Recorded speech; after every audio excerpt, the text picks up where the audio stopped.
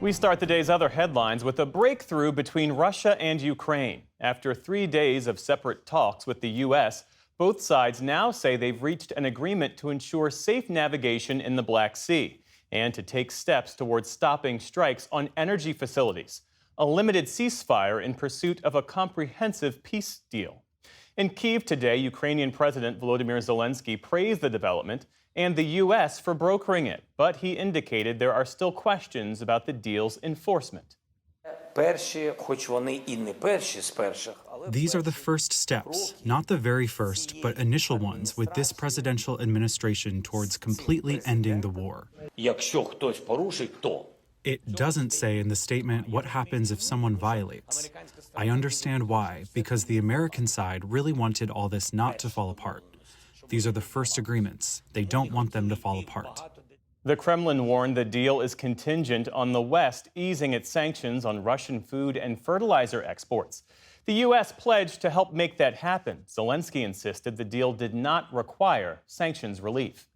The Oscar-winning Palestinian director of the documentary No Other Land was released by Israeli authorities a day after soldiers detained him in the occupied West Bank. Hamdan Balal left an Israeli police station today with bruises on his face and blood on his clothes, he says from being beaten by Israeli settlers and troops. Meantime, on Capitol Hill, President Trump's nominee to be ambassador to Israel assured senators at his confirmation hearing that his personal views would not affect his work.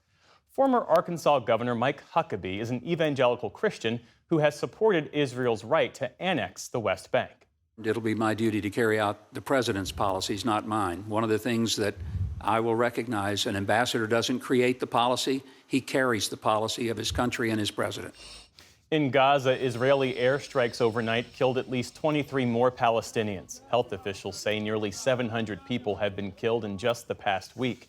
Tens of thousands of Gazans are under new evacuation orders as Israel resumes and ramps up its campaign against Hamas. A court has ordered the prominent South Korean-based church known as the Unification Church to dissolve in Japan. That church has faced scrutiny following the 2022 assassination of former Japanese Prime Minister Shinzo Abe. An investigation revealed ties between the church and Abe's party, the Liberal Democratic Party, that spanned decades. The man accused of shooting Abe blamed the church's fundraising practices for bankrupting his family. The Unification Church called the ruling regrettable and unjust, representing a serious threat to religious freedom.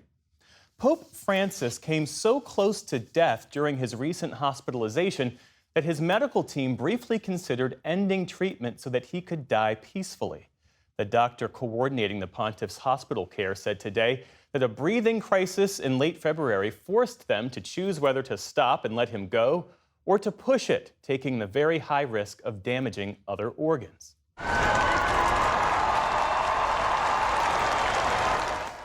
Pope Francis made his first public appearance in more than 5 weeks on Sunday from his hospital window in Rome. He's under doctors' orders to avoid large gatherings for the next 2 months while he recovers.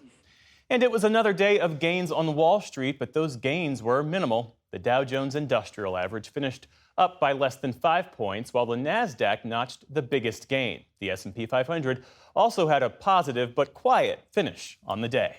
Still to come on the NewsHour, a potential turning point in Sudan's civil war. We look at the history of public media as Republicans scrutinize its federal funding.